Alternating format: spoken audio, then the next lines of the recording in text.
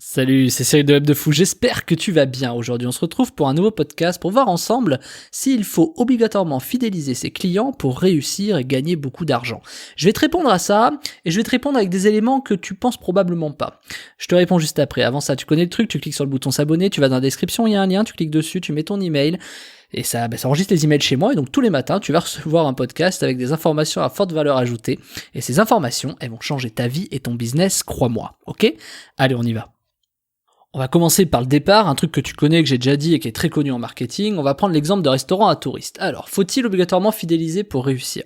On va partir du principe inverse. Moi, jamais retourner les choses. Est-ce que si on ne fidélise pas, on peut ne pas y arriver ?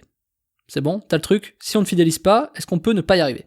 Alors, je t'explique. T'as un restaurant de touristes au bord de la plage. Ton restaurant, tu choisis de faire de la merde, tu choisis pas de fidéliser tes clients, et tu te dis, voilà, moi je vais vraiment faire de la merde, je vais me surgeler, je vais faire le truc le moins cher possible, mais où je gagne le plus de fric, tu vois, parce que je suis un gros capitaliste et j'ai envie de faire du cash, et surtout, je m'en fous en fait, je veux juste absolument pouvoir bénéficier de bouffe pas chère en fait, si tu veux. Pardon, j'ai bugué, excuse-moi, j'ai eu un truc devant les yeux.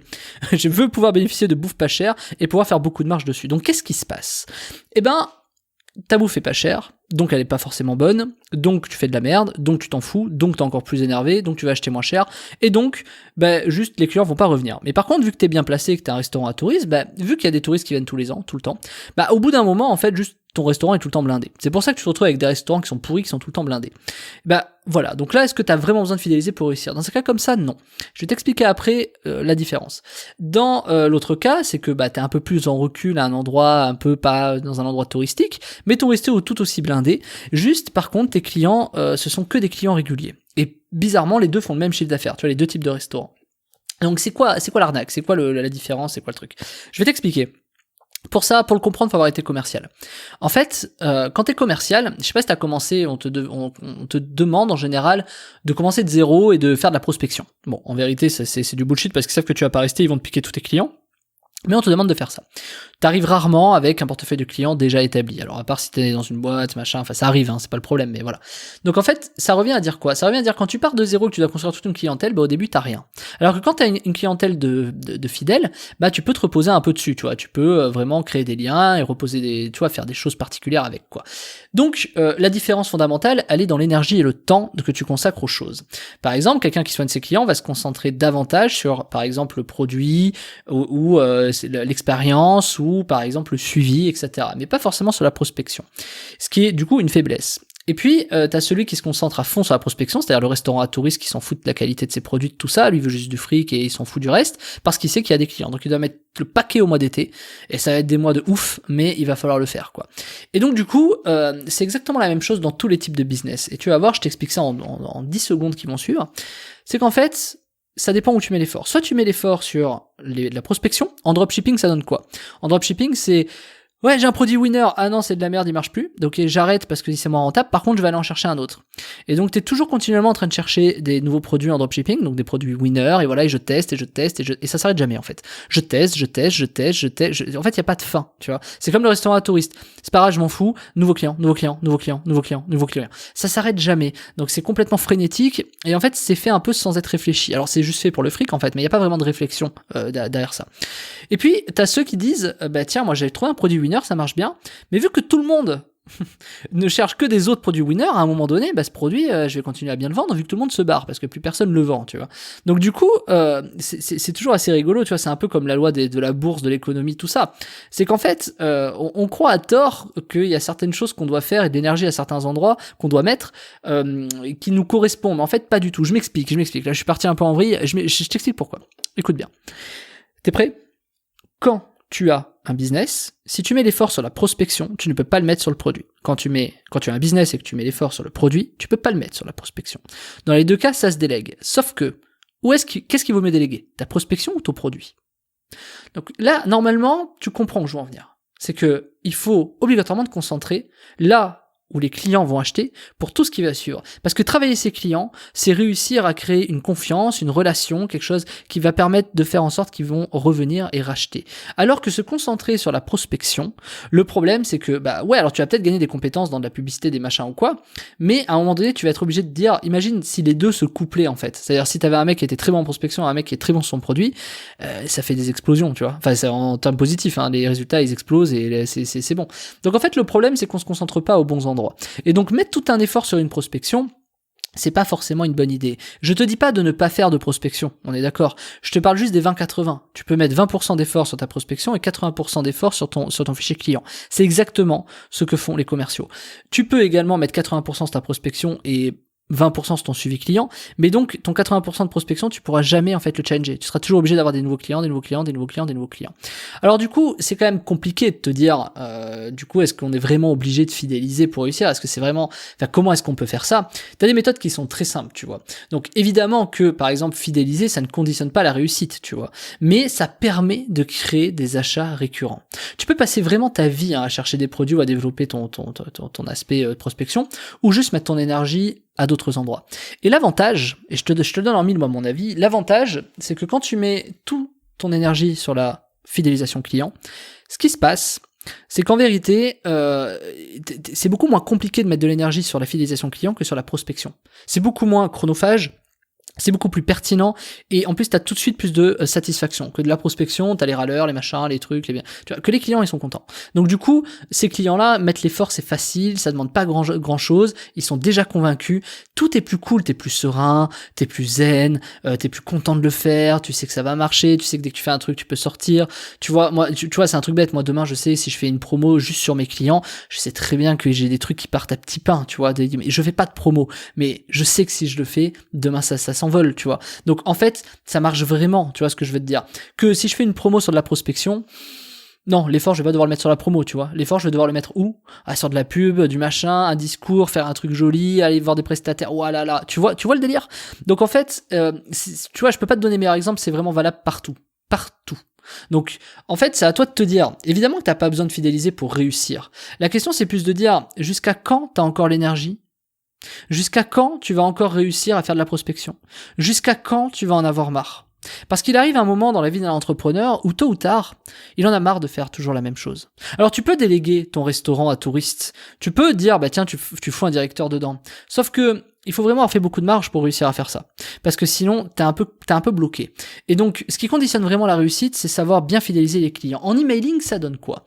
En emailing, ça donne, je te la donne en mille, t'as des gens qui rentrent dans tes bases de données, tu leur envoies des emails, ils ont des comportements, ils se désabonnent, ils restent, etc. Fais le test un jour sur 1000 emails, je sais pas combien t'en as. Fais le test, renvoie des emails un par jour à ces 1000 emails là. Tu verras qu'à la fin, il y aura toujours des gens qui continueront à ouvrir, à cliquer dedans, qui se seront jamais désabonnés. Fais-le sur 1000, sur 2000, sur 10 000, sur 30 000, sur 50 000, sur 100 000.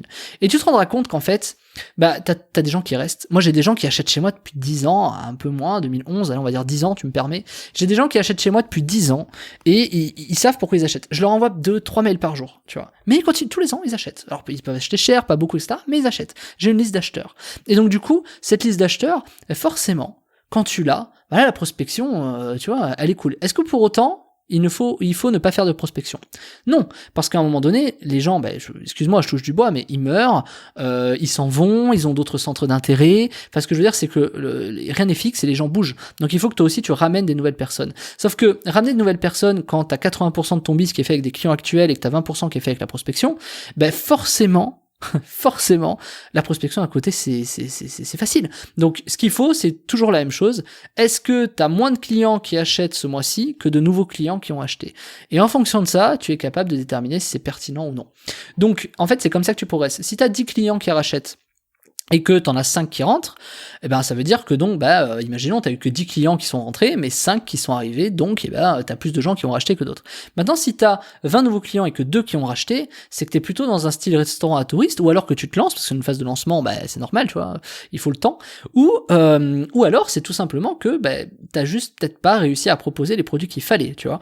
Donc, en fait, c'est exactement ça, ce que je veux vraiment t'expliquer, j'espère que tu le comprends.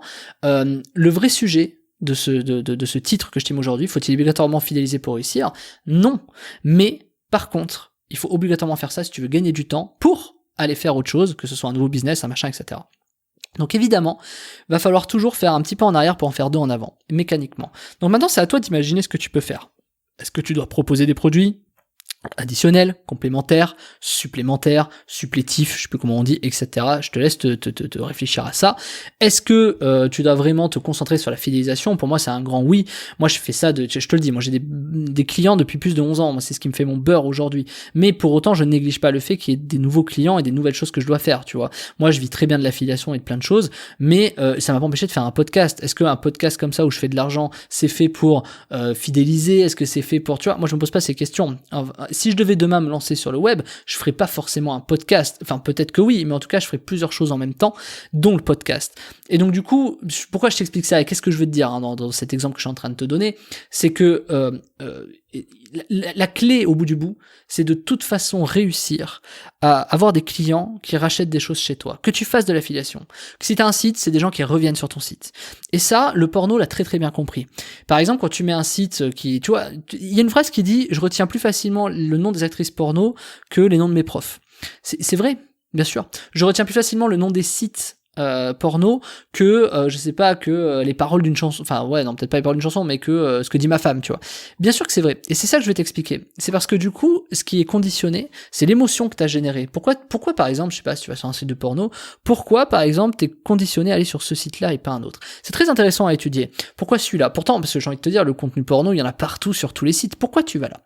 Et donc c'est intéressant, tu te souviens du nom, t'es habitué, ça t'a généré de certaines émotions. C'est marketing, hein, faut pas rêver, enfin je veux dire le porno comme autre chose, hein, c'est marketing, donc évidemment que tu vas là-dessus. Et donc en fait, essaie de comprendre la même chose, et que c'est vraiment de comprendre la même chose. C'est qu'en fait, mécaniquement, on va là où c'est le plus facile, on va là où c'est le plus simple, et on va là où on a eu une certaine expérience qui nous permet d'y retourner. Peu importe l'expérience, je veux pas savoir. Me le mets surtout pas en commentaire, s'il te plaît. Tu vois? Mais peu importe l'expérience que t'as eue sur n'importe quoi, c'est surtout ça qui fait que tu vas y retourner. L'expérience, le fait que t'aies été satisfait, et le fait que ce soit simple, rapide. Parce que tu peux avoir un produit qui est super top, tu vois. Imagine un restaurant, tu peux kiffer le dessert. Sauf qu'il est dans un menu où t'as 6 plats, tu vois. Est-ce que tu vas pas plutôt préférer aller dans un autre resto où tu sais que tu peux prendre un dessert, ou est-ce que tu préfères aller quand même dans ce resto où tu vas manger 6 plats et où à la fin t'as vraiment le dessert de ta vie? En fait, tu vois, c'est très compliqué d'y aller. Tu vois, moi je kiffe le ski. Je vais te dire un truc tout bête, hein. Écoute bien ce que je vais te dire d'un point de vue expérience client. J'adore le ski. Moi, je faisais 2 heures de caisse, je me levais à 5h du mat, je faisais 2 heures de caisse, je m'habillais, je prenais un café chez des mecs que j'appréciais, qui tiennent à une boutique et tout. Je décollais à l'ouverture. Quand j'étais je décollais dans les télésièges à l'ouverture, je prenais mon forfait, je montais, voilà. À 5h du mat, je me levais, je me couchais tôt la veille, moi je me ponce les pieds pour gagner des millimètres, machin, enfin bon bref, on s'en fout de ma vie, mais pour te dire que le soir, il y avait une préparation à machin. En fait, je t'imagine, de 9h du soir, je me couchais vers 10h, à 10h30, je me lève à 5h, etc. Je descends ma première piste, il est 9h15. Ce que je veux dire, c'est que tu vois, l'expérience client là, elle est pas top. Mais pourquoi je continue à y aller? Pourquoi est-ce que je continuais plutôt, parce que maintenant je suis à Dubaï, mais pourquoi je continuais à aller au ski régulièrement? Pour une raison simple. C'est que l'expérience que j'avais, les sensations, les émotions que ça me générait, étaient largement supérieures à tous ces obstacles que ça pouvait demander. À l'inverse, j'adore le kayak, et mettre un kayak sur un toit de voiture, l'attacher, le machin, aller sur le parking, le mettre à flot, le bidule, c'était beaucoup moins long, beaucoup moins chiant. Je pouvais faire ça en 2 heures, tu vois, c'est-à-dire je faisais mon truc, je revenais. Mais par contre, l'étape chronophage et de stress, tu vois, mettre le kayak sur le toit, le danger sur la rocade, les machins, tout ça, ben ça me générait plus de stress, et donc je le faisais beaucoup moins. Alors que c'était beaucoup moins contraignant. Pourquoi je te dis ça? Parce que d'un point de vue expérience client, tu retournes et tu rachètes et tu retournes à des endroits différents. Tu vois, j'étais capable d'aller faire 2 heures de voiture pour aller dans une station de ski, alors que j'avais des stations de ski à une demi-heure de chez moi. Pourquoi j'allais là-bas? Pourquoi j'allais dans cette station? Pourquoi je dépensais mon argent là-bas? Et tu vois, c'est ça qu'il faut que tu essaies d'analyser. Pourquoi tu vas à tel endroit? Pourquoi tu vas dans tel camping? Pourquoi tu vas à tel endroit? Et puis, ce qu'il faut comprendre, c'est quand t'as quelqu'un qui est fidélisé, pour le consommateur, c'est beaucoup plus dur d'aller dans un autre endroit, chez ton concurrent, pour acheter, parce qu'il faut qu'il refasse toute cette démarche. Est-ce que je dois faire confiance? Est-ce que machin? Et je vais te donner un exemple qui va te parler, peut-être tu as déjà anticipé ce que j'allais dire. C'est exactement la même chose dans ton couple. C'est-à-dire demain, je sais pas, ça fait 10 ans que t'es marié, que t'as 2 gamins, j'en sais rien. Eh ben, t'imagines l'effort que ça va te demander de détruire ton couple, détruire ou pas, tu vois, que tu t'aies le choix ou pas d'ailleurs, mais de reconstruire une histoire. Et tu vois, c'est souvent ça. Tu sais pourquoi les gens, après, au bout d'un certain temps, ils mettent du temps à se séparer, parce que ça va plus, etc. Parce qu'il y a une raison qui est fondamentale, c'est que reconstruire, c'est long, c'est compliqué, ça demande des efforts, ça demande un changement, ça demande une réorientation de ce que t'es en train de faire, de penser différemment. Et des fois, c'est bien, tu vois, finalement, là où on est. Et donc, du coup, je te dis ça parce que, d'un point de vue consommateur, encore une fois, d'un point de vue client, c'est comme ça que ça fonctionne. On a un peu plus la flemme, clairement, d'aller voir ailleurs. D'ailleurs, t'as pas plus la flemme de télécharger tes films que d'aller sur Netflix? Je suis bête, j'aurais dû prendre cet exemple, je viens d'y penser. Tu préfères payer 15 balles de Netflix et avoir accès à une bibliothèque. Mais tu te rappelles, il y a 10 ans, tu téléchargeais tes films. Tu vois ce que je veux dire? Donc, du coup, aujourd'hui, tu télécharges presque plus tes films. Moi, je connais plus beaucoup de personnes qui téléchargent. Tu préfères payer 15 balles parce que c'est de l'accès direct, t'allumes, boum boum, c'est facile. Donc, regarde bien ça, on est bien d'accord qu'en fait, ça devient de plus en plus chronophage ce que tu faisais avant. Alors qu'avant, c'était un luxe parce que t'avais pas de meilleurs services à proposer. Et t'as une grosse valeur ajoutée Netflix. Et pourtant, il y a 10 ans, 15 ans, on disait quoi? On disait c'est la mort tu sais, de ça, de la vidéo en ligne, machin, du contenu en ligne payant, les gens de la VOD, machin, oh là là, mais comment ils vont louer nos cassettes, nos machins, nos trucs. Et pourtant, bizarrement, t'as un Netflix qui est arrivé et qui a dit bah moi je défonce tout. Et donc du coup, comprends cette mécanique là, c'est que du coup maintenant aller télécharger un film, tu vas dire j'attendrai qu'il sorte ou j'irai le voir au cinéma. Donc en fait bizarrement, tu vas consommer beaucoup plus qu'avant des contenus qu'avant t'avais gratuit et tu payes aujourd'hui parce que c'est plus facile. Et donc ça, garde toujours ça en tête. Cette espèce de confort, ce raccourci, etc. Voilà. Et c'est pour ça qu'aujourd'hui les gens ont beaucoup plus tendance à aimer les grosses hackings, tu sais, dans le business, etc. Parce que ça va vite, c'est maintenant, c'est confort, etc. Le problème qu'ils sous-estiment, et c'est très très important, c'est que tôt ou tard, les gros hackings, ils s'arrêtent. Tôt ou tard, les gros hackings, ils s'arrêtent. Donc, de toute façon, tu remettras l'effort dans un autre gros hacking. Et donc, ça, on revient sur la spirale du touriste, tu vois, du restaurant à touriste. Donc, il faut que tu arrives à créer ce truc-là pour tes clients, ce truc inversé, quoi. Ce truc de, oui, le mec, il va revenir parce qu'il est content, il va avoir une bonne expérience, et en plus de ça, il va être capable de racheter, et je vais pouvoir lui proposer des raccourcis et faire en sorte, si je peux résumer, de lui donner la flemme d'aller voir ailleurs. Parce que quelque part, si on devait vraiment donner une phrase, je vais réfléchir à une phrase comme ça plus tard, mais c'est vendre et avoir des clients, c'est réussir à créer la flemme d'aller voir ailleurs. C'est presque ça en fait. Donc, si tu arrives à comprendre ça, tu sais comment l'appliquer dans ton business. Et même si tu sais pas l'appliquer dans ton business ou que tu l'appliques ou pas d'ailleurs, tu vois où je veux en venir, t'es prêt? Eh ben, je t'ai fait une formation qui s'appelle fidéliser son audience pour exploser ses résultats. Donc, je t'explique moi toutes mes méthodes que je fais pour fidéliser mon audience, pour exploser mes résultats, qu'est-ce que j'ai fait, pourquoi, comment, je vais te mettre à des listes, enfin, c'est énorme, hein. Je t'ai donné énormément d'infos dans cette formation. Tu vas voir, c'est des trucs que tu peux appliquer dans n'importe quel type de business et ça va forcément t'aider. Moi, je l'applique à chaque fois dans mes business. Alors, plus ou moins en fonction du timing, tu vois, par exemple, il y a des trucs que j'ai pas appliqués sur mes podcasts encore parce que faute de temps, mais qui vont arriver. Donc d'ailleurs, dans la formation, tu vas probablement voir ce que je vais appliquer dans Web de Fou pour le futur. Donc c'est à toi de voir. Si tu veux fidéliser ton audience et exploser tes résultats, tu cliques dans la description, c'est le nom de la formation, comment fidéliser son audience pour exploser ses résultats. Tu cliques dessus, tu sors ta CB, on se rejoint de l'autre côté. Je te dis à tout de suite. Salut.